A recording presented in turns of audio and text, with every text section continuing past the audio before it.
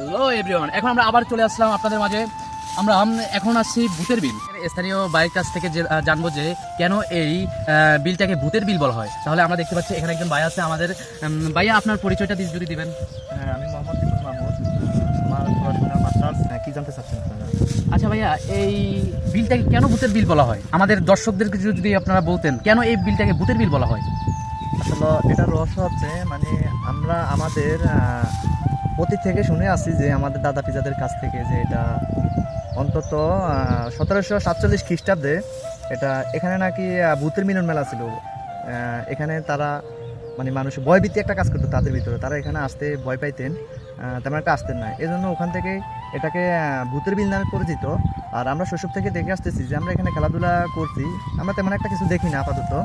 আর এই যে আশেপাশে অনেক বাড়িঘর হয়ে গেছে, আগে এত বাড়িঘর ছিল না, এখন হয়েছে, চাষাবাদ হইতেছে, মানুষ বসবাস করতেছে নিশ্চিন্তে। এই রিপন ভাইয়ের কাছ থেকে জানতে পারলাম যে এটাকে কেন ভূতের বিল বলা হয়। ভূতের বিলের ঐতিহ্যটা আমরা জানতে পারলাম।